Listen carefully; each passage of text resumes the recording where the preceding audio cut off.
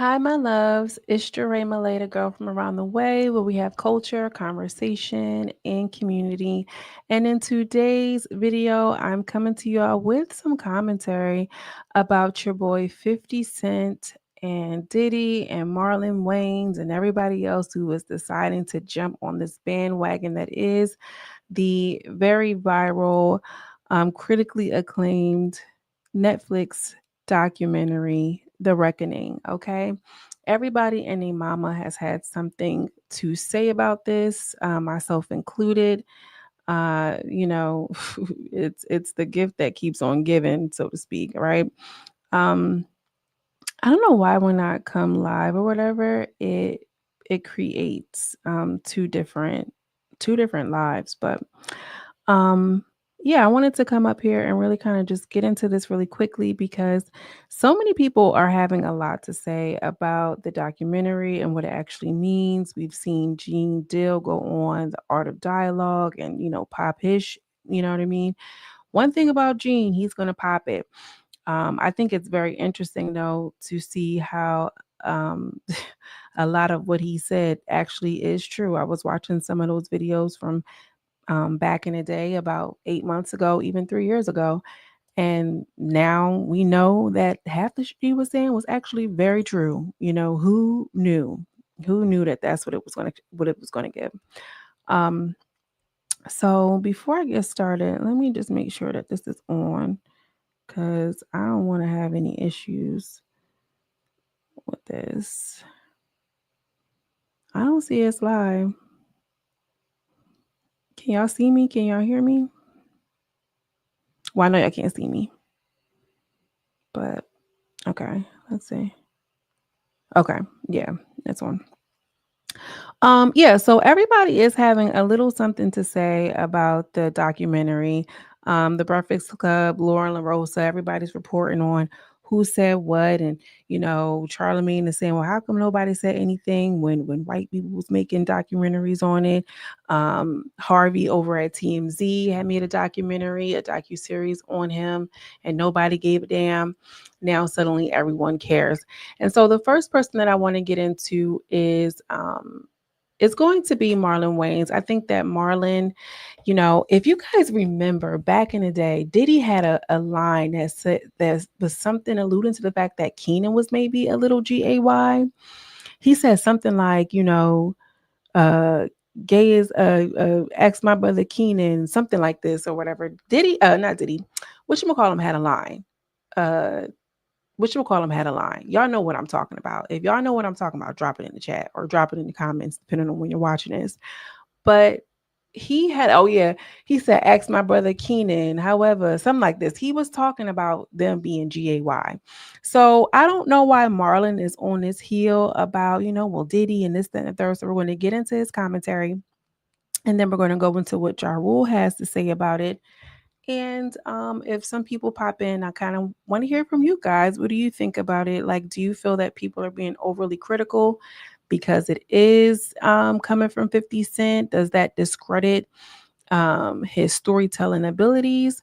Also, too, I'd like to know what you think as far as like a lot of people keep talking about 50 Cent, but I want to highlight the fact that Alexandra Stapleton is an executive producer on this, guys. He isn't the only one who who produced this. So can we not keep saying, oh, it's a 50 Cent thing, it's a 50 Cent thing, because there were other people involved. This was obviously a project that involved a black woman too. So I just don't like how people are so quick to just jump to, oh, well, 50 Cent is on this and, we should discredit him. Because listen, a broke clock is right twice a day. And I think it's important to consider the messenger button. However, girl, if the shoe fits, that's where we had Gene Dill, somebody who was his paid security guard for years, come out and pretty much say half the things that they said in the documentary to begin with. So again, if you're new here, stick around, like this video, hype this video, okay, so we can kind of get things going and moving and grooving into the algorithm, and also too just to continue building the community. All right, that's what it's given over here. um yeah, that's what it's given over here. And If you're new, we talk about popular topics, hot topics, popular commentary in a way that helps us reshape and reframe our paradigm so that way we can live the life that we deserve. Now, I'm going to play what Marlon had to say about this, and I'm going to play the entire clip so we have a full understanding of what was actually said. And then I'll come back and we'll discuss.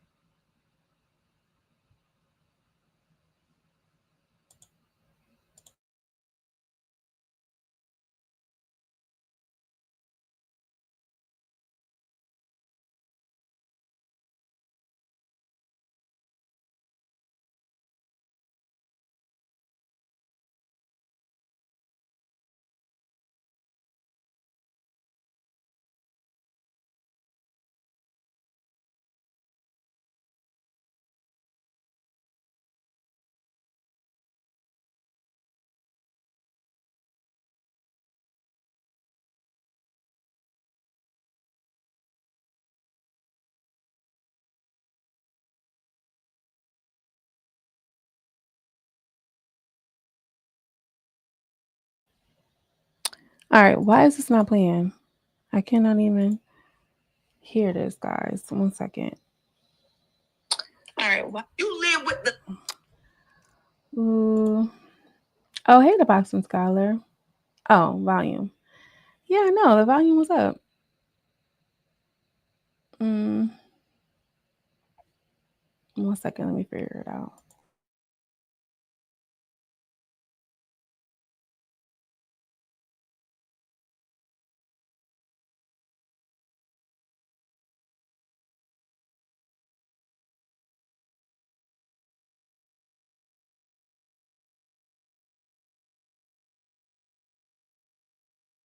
You saw Big before he passed? Yeah. Bro, so you're close. And Jack, what were you saying? In the documentary, there was insinuations of, that Diddy possibly had something to do with both Tupac and Biggie. And, Who's telling the story, right? You can skew People very close to the situation. but you can create any narrative as a producer and as a director and as a storyteller. I can create a narrative. I could be like, you know what? You have? I could create a narrative. Well, I see could be it all the time on reality shows. Huh? Like Nah, on yeah, reality that's right. shows. Yeah, That's how you're they're creating you write a a narrative. character. It doesn't mean it's true. It doesn't mean it's true. I can get interviews. I can do this. We ain't baby all close. Nah, you stupid. But yo, look, Puff is Nah. You working with I've known Pac? Puff for 30 years. You saw Big before he passed? Yeah. Bro, so you're close. And Jack, what were you saying? in the documentary, there was insinuations of, that Diddy possibly had something to do with both Tupac and Biggie. And, Who's telling the story, right? You can skew People very close to the situation. but you can create any narrative as a producer and as a director and as a storyteller. I can create a narrative. I could be like, you know what? You have? I could create a narrative. Well, I we could be see it all the time on reality shows. Huh? Like Nah, on yeah, reality that's right. shows. Yeah, That's how you're they're creating you write a a narrative. character. It doesn't mean it's true. It doesn't mean it's true. I can get interviews. I can do this. We ain't baby all close. I can get footage, and I could make you think Okay. this about that person. Nah, for sure, yeah. And that doesn't necessarily mean it's true. So for me, I think, look, 50 and Puff have a long-term beef. It's personal. It's Well, people are saying 50's wrong for doing it, but 50's right for doing it. It's divided. It's between him and Puff. And before it's between him and Puff, it's between both of them and God. Just the way Puff is down on his luck and 50's kicking a man when he's down. God is going to. If 50 ever luck turn up on 50, that you got to be careful what you put out. There's a karma to every action that you do. I can get footage. Now, this is what 50 Cent had to respond. He basically said, keep my name out your mouth, boy. And it was a picture of him dressed as a woman and in whiteface. Okay. And, Marlon Wayans recently responded with 12 years of slave. I don't know. I don't understand why that reference. If somebody understands that, please let me know. Now let's think. Now let's think about this, 50. I don't understand what that means. I don't know why. I don't think that a Marlon and 50 Cent beef is something that I want to see on my bingo card. One, Marlon is funny as shit. And 50 is not that comical. He's like funny in like a sinister way. Marlon is a clown, okay? Marlon would literally chew him up. They both have been in this industry long enough to have, buried the bodies and have people come out and say things. But what I don't, okay, so I'll start what I do like about what he said. Marlon saying that, he can control the narrative depending on what it is that you see, what it is that you don't see. It's no different than when people have, scientific research. They can change the graphs. Remember when, those people, Purdue family was doing the Oxycontin and they had like, oh yeah, listen, look at the graphs. It doesn't show, any signs of addiction. You won't get addicted, da da da da. But the whole time, they were changing the graphs, they were changing the study pool, and you can kind of manipulate in that way. He's not wrong in saying that.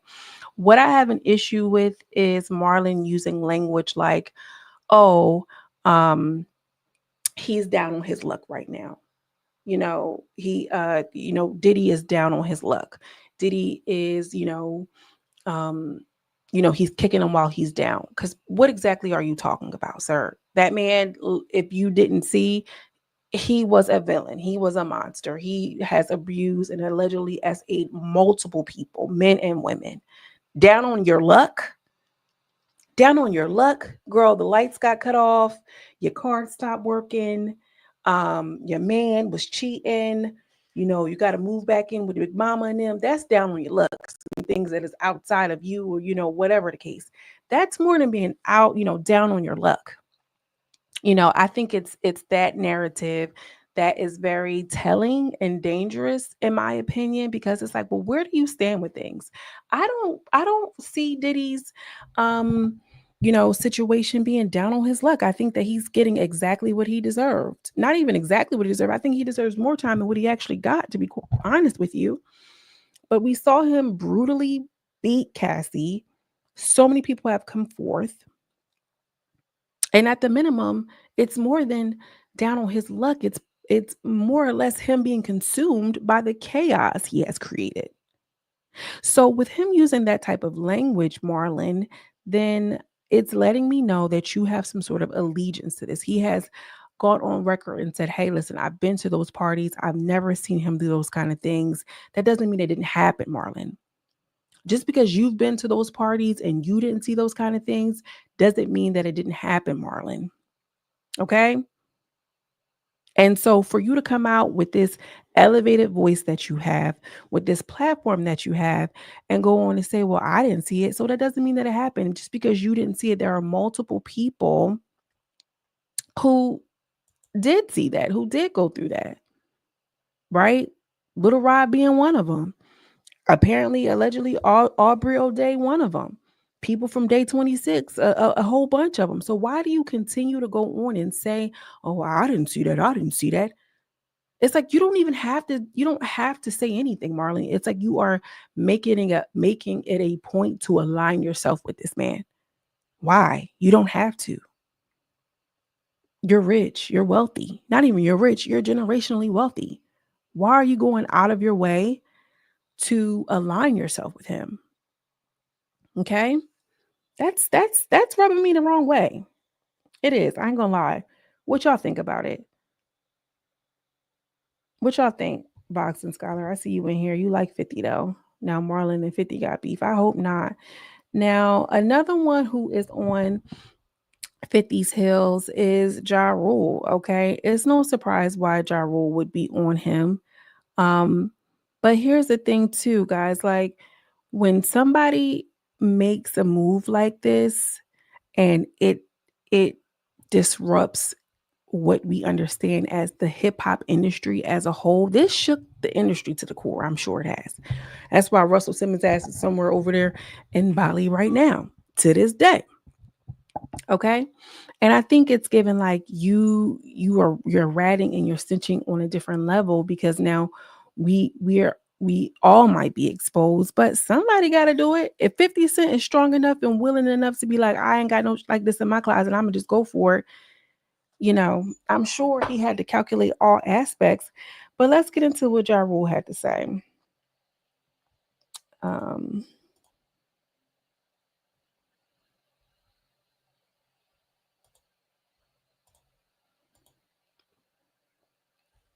Okay.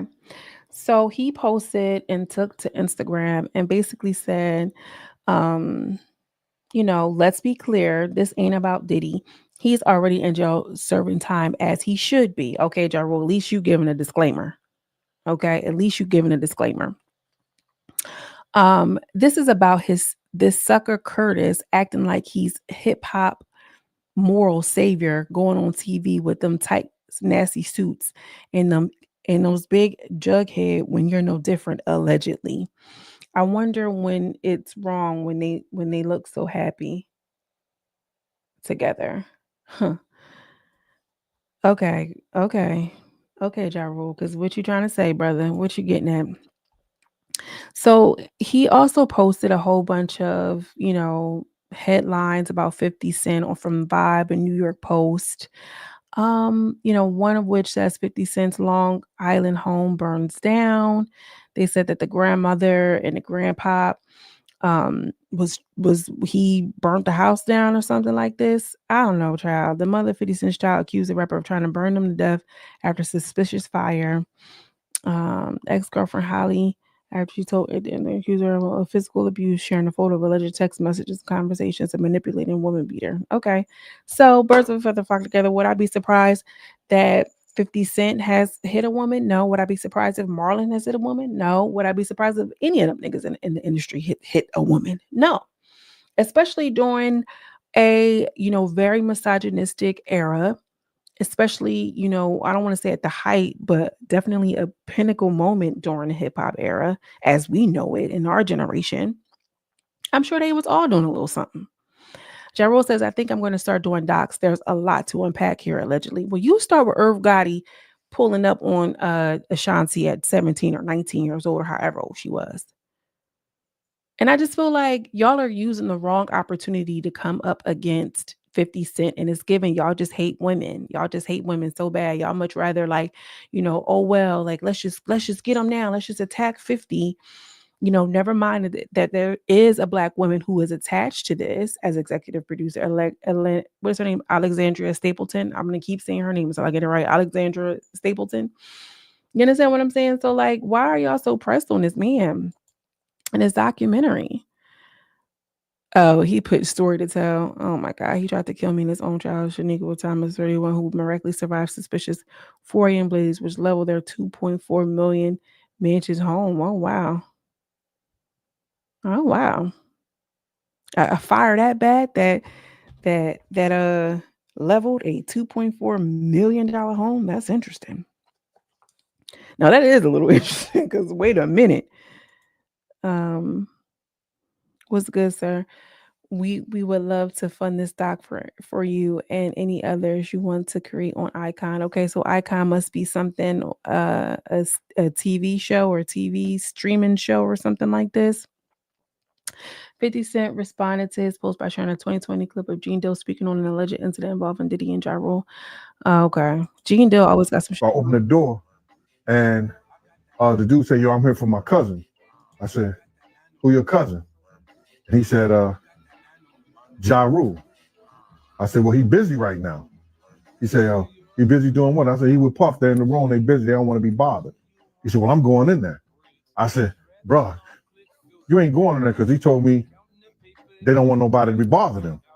He tried to bum rush me. I grabbed it and threw him against the piano.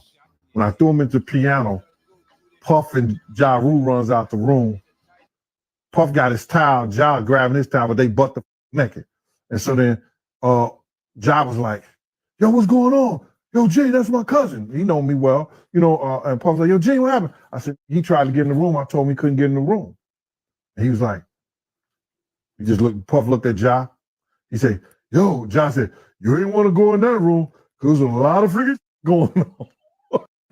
So I opened the door, and The dude said, yo, I'm here for my cousin. I said, who your cousin? And he said, Ja Rule. I said, well, he busy right now. He said, he busy doing.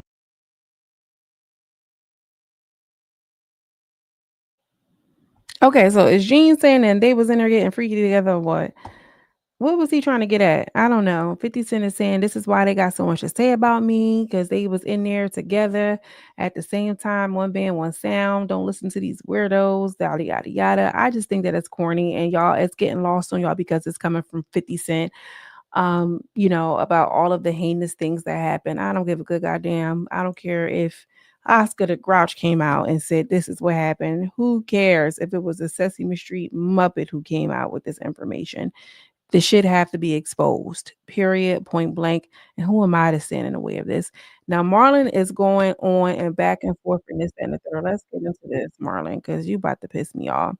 All of this, kicking the man while he's down. Meanwhile, you just paying for the sins that you created and you living in the chaos you created. Come on, Marlon. What you got to say?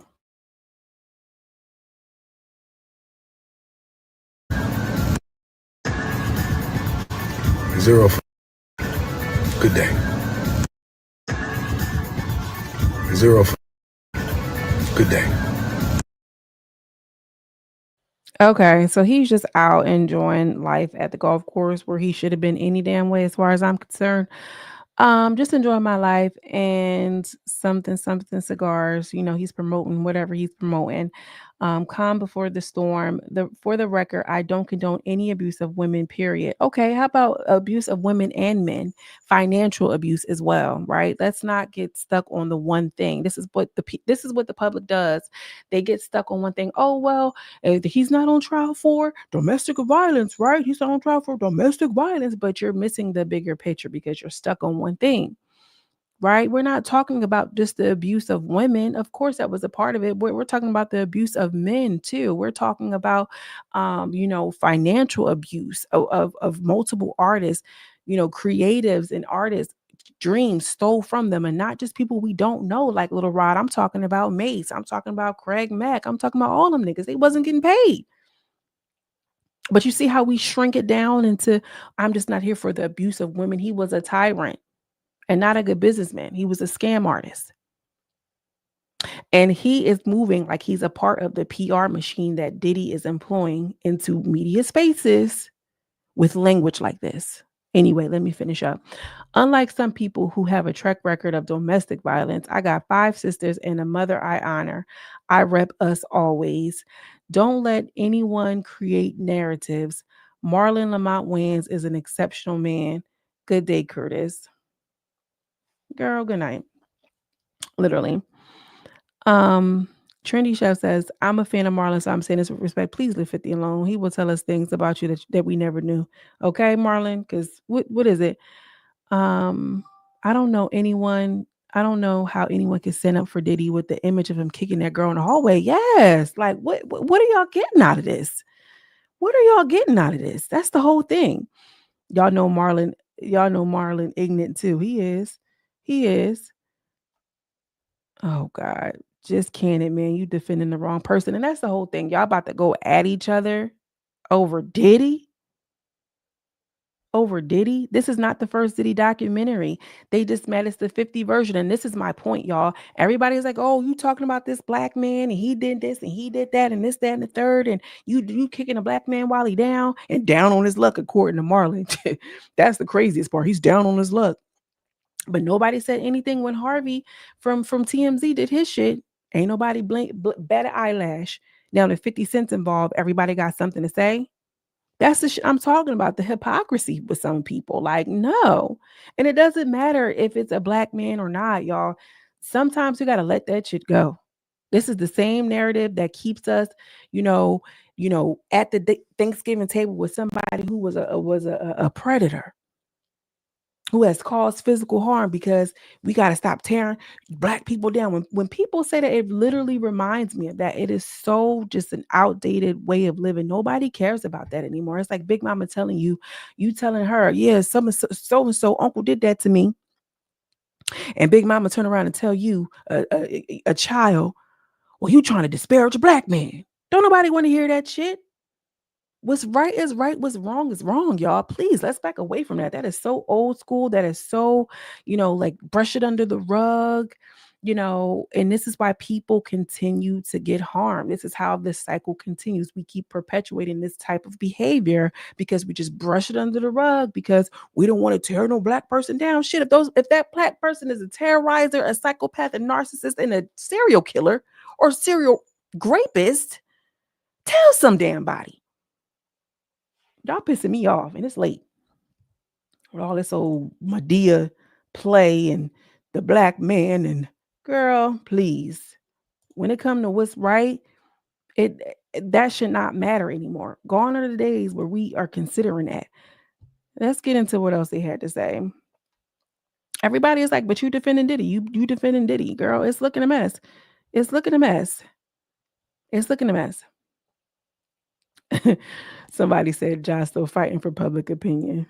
We ain't baby oil clothes. But He said we ain't baby oil clothes. Okay, so you're just feeding into it. Yeah, I just feel like, it's corny.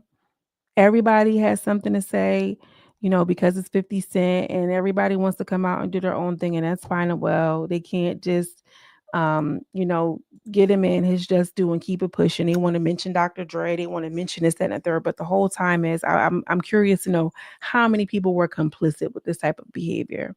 Right. And I'm sure 50 Cent probably was complicit as well, because here's the thing. It seems like if you didn't have enough power or influence to either to go at him, wasn't shit done anyway. You was about to get kicked upside your head and your car burnt down. So yeah, I'm not feeling it, Marlon. Ja Rule, I understand why you feel like you need to go at him. But I just feel like when is enough going to be enough? I mean, I guess not. It's 50 Cent, so it's to be expected. He done trolled him so bad and I want to say bullied him now. This is giving bullying now at this point, 50. But Marlon, I don't want you out here defending this man like this. He don't need no defending. He said, God told me not to move, so I guess he told you was the one that needed to move, huh? Yeah. That's all I got. At the end of the day, this documentary has really showed me how many people really have grossly underestimated people's desire to have proximity to success and money. People will walk away from all of their values. People will ignore how they were raised. People will ignore their gut feeling, their intuition, just to get close to a motherfucker with a big pocketbook. Okay? Just to get close enough. I just want to be close enough that I can smell it, that I'll just disregard and abandon myself. And I'm here because I want everyone to know, under the sound of my voice, nothing, no check, no dollar amount is bigger than your integrity. It's not worth it. You might have to forego some instant gratification right now, but in the long run, it will be worth it. Whether that means you don't go through harm, whether that means that, you'll get the bigger bag in the end. It may mean different things for different people, because that applies across the board. Your integrity is not for sale. Okay. Let's start normalizing that. Let's start telling our truths. Let's start walking away from situations that we know is maybe potentially harmful to us just because a check is involved. That is a trick of capitalism, girl. That's why it got us up here on this hamster wheel, and I gotta get up. I gotta go to work. I gotta make it to the daycare. I gotta, because as we are in this cycle, we're in this trick, and when we're on a one-to-one personal relationships, your interpersonal relationships should not have that same feeling. Okay. When people are doing that, that's called financial abuse. There's control and manipulation. If it's a friend that's doing it, if it's a nigga that's doing it, if it's your homegirl, your auntie, or whoever, that's not healthy. On a bigger level, on a smaller level. So the boxing scholar said for $1 billion, you catching a body. So that means you doing the bending?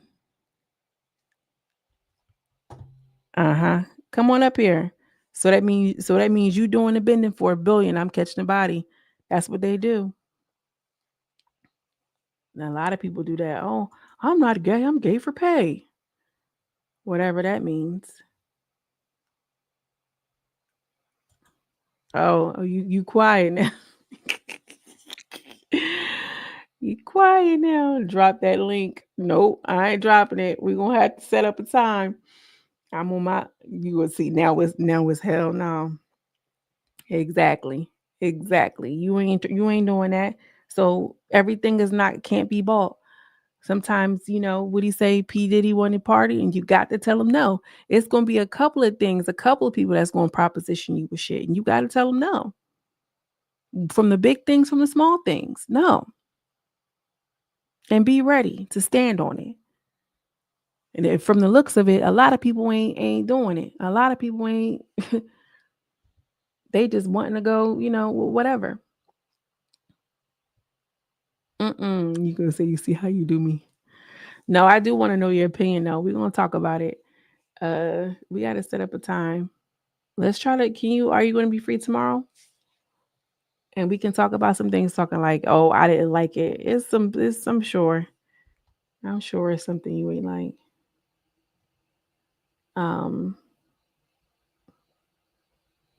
Yeah, but I'm gonna go for now. We can talk about it. I'm gonna hit you, Scholar. We're gonna get into some things. But if you're here, you caught the live. I appreciate you. I hope you are doing what you need to do. Okay. Keep your head up. Keep your chest out. All right. And don't be afraid to tell people no when it comes to your integrity at the end of the day. All right. If you haven't already, make sure you subscribe to the channel. Hype this video if you like this type of commentary and content. All right. As always, I'm sending you much love and much light. And I will see you in the next video. Peace.